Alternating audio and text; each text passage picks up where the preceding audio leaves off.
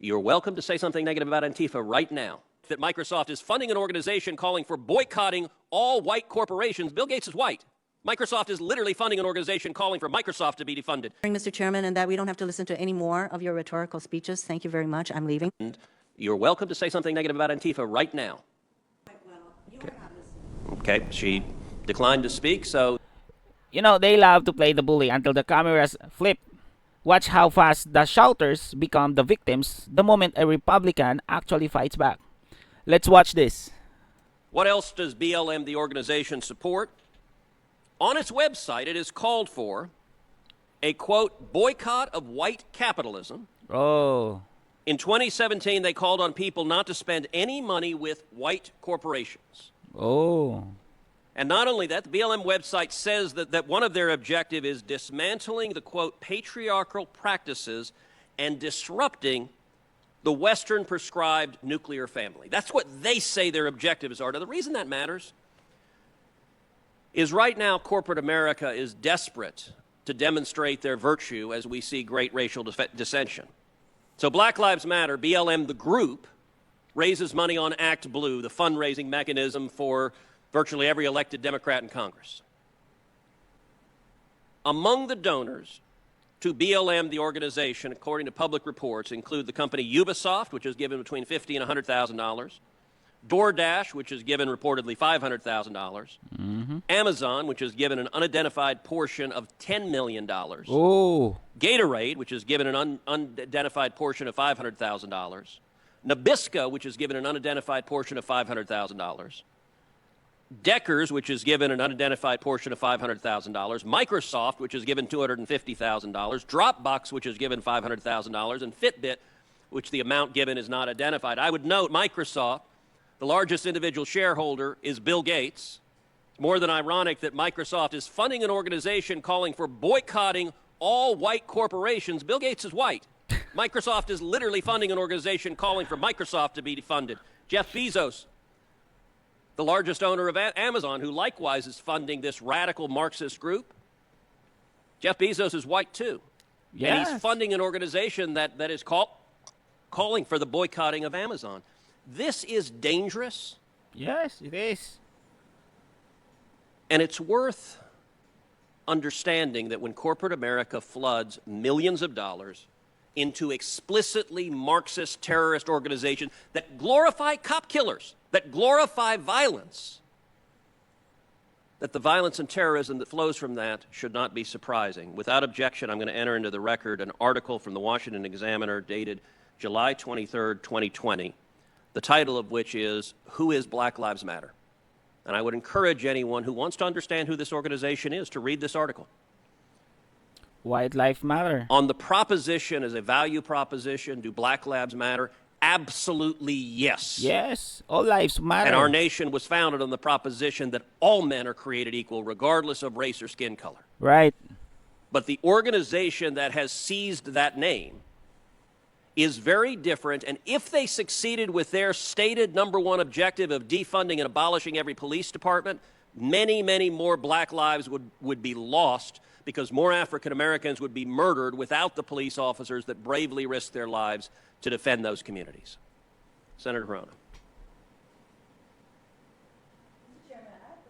Sometimes I don't think you listen. So how many times have I had to say that we all should be denouncing violent extremists of every stripe? Does that include by Antifa? the way, he mentioned you know, the Republicans are constantly using, I have to say, you brought it up yourself, the deaths of these black police officers, Patrick Underwood and David Dorn, for making political points. And the fact that it was right-wing extremists who killed Officer Underwood, that seems to be lost in this argument. And now there are all these attacks about Black Lives Matter and what they're saying. I mean, how many of us even think that defunding police departments should be taken literally? I mean, I certainly don't.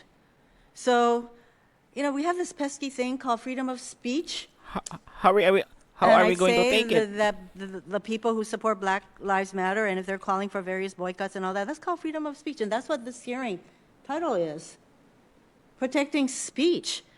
So all I can say is, look, we should all join hands and denouncing and whatever words you want to use about violent extremism of all stripes. And I think we can all agree on that. So to constantly accuse Democrats of not caring about that is really, I can only say that you aren't listening. So I hope this is the end of this hearing, Mr. Chairman, and that we don't have to listen to any more of your rhetorical speeches. Thank you very much. I'm leaving. Ted Cruz is a legend. You're a legend, Well, I man. appreciate the, as always, kind and uplifting words of Senator Hirono.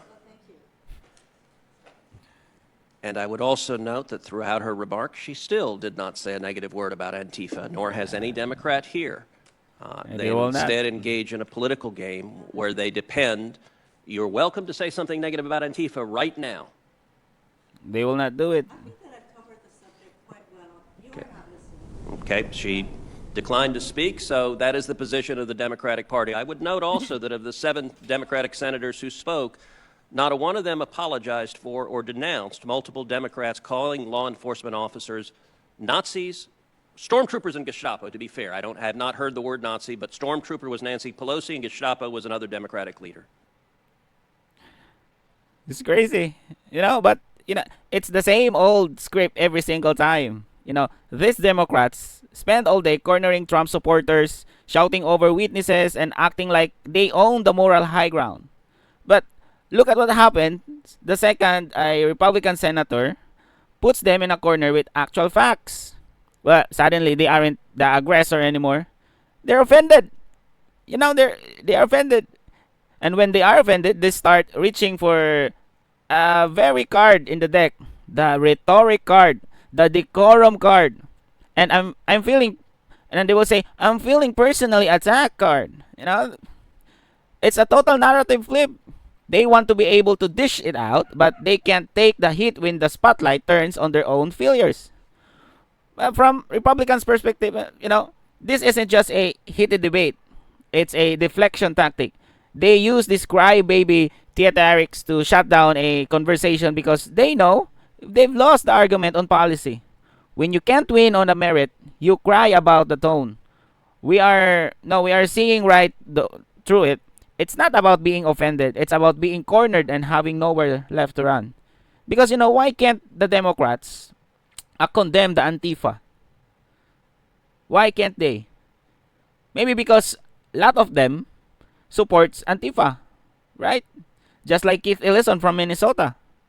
He actually tweeted support support for Antifa. But what are your thoughts about this video?